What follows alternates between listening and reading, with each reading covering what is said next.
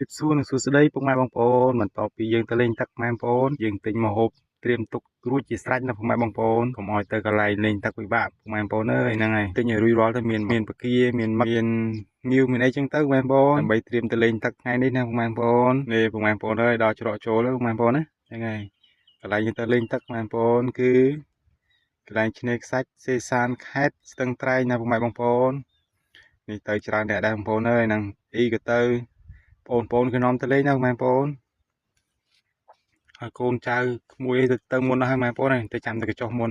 ខ្ញុំទៅក្រោយគេបងប្អូនអើយជិះម៉ូតូតាមក្រោយគេអត់ទាន់ជិះតាមក្រោយបងប្អូនអត់ទាន់បងប្អូនជិះទៅមុនហ្នឹងទៅខ្ញុំជិះរ៉េតាមក្រោយគេបងប្អូនអើយហ្នឹងហើយហ៊ានជិះលឿនហ្នឹងហើយហ៊ានបើកលឿនបងប្អូនហ្នឹងហើយមើលអមសងខាងផ្លូវបងប្អូនអើយផ្លូវចុះទៅឡើងតិចមែនតើបងប្អូនខ្យល់មករំភើយចំហាយទឹកទន្លេមកឡើងតិចមែនតើបងប្អូនហើយនេះដើរសឹមបងប្អូនអើយឆ្ងាយដែរហ្នឹងបងប្អូនកន្លែងគេទៅលេងទឹកឆ្ងាយដែរបងប្អូននេះផ្លូវចុះទៅបងប្អូនផ្លូវចុះទៅកញ្ចុះណាបងប្អូនណានេះបាយបងស្រីនិងម៉ាក់អូនហ្នឹងហើយទៅដើរទៅមុនហ្នឹងបងប្អូននេះផ្លូវចូលទៅបងប្អូនហើយទឹកគេក៏ល្អដែរបងប្អូនអើយនេះខ្សាច់ឡើងផង់បងប្អូននេះ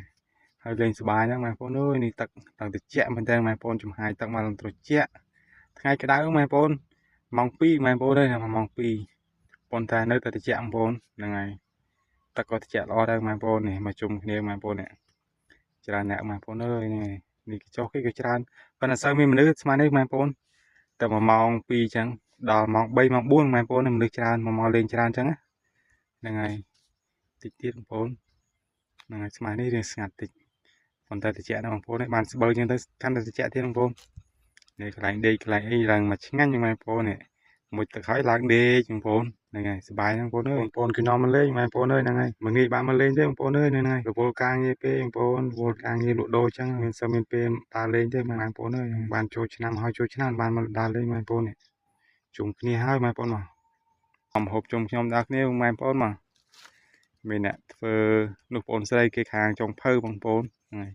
បងស្រីពៅគេខាងចុងភៅអញ្ចឹងទៅកូនពៅក៏ជួយបេះបន្លែលៀងបន្លែអញ្ចឹងទៅបងប្អូននេះគេខាងមើលការខុសត្រូវរឿងមករឿងងាវអញ្ចឹងទៅបងប្អូនហ្នឹងហើយនំទឹកបងប្អូនមើលខាងក្រោយមួយខ្នងបងប្អូនអូយទឹកឡើងស្អាតមែនតើបងប្អូនឡើងត្រជាក់ឡំហ្នឹងហើយបងប្អូនស្គាល់ចាំមកលេងទាំងអស់គ្នាបងប្អូននេះស្រស់រួចជាស្រេចបងប្អូនអើយមានងាវមានមកមានស្ដៃដីអញ្ចឹងទៅបងប្អូនមានក្រូចខ្លងក្រូចអីអញ្ចឹងទៅបងប្អូនមានគ្រប់តែមុខបងប្អូនហ្នឹងហើយ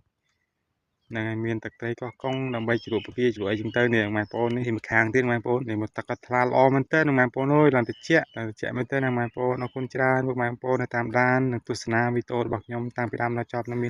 នវីដេអូក្រោយៗទៀតបងប្អូនអរគុណ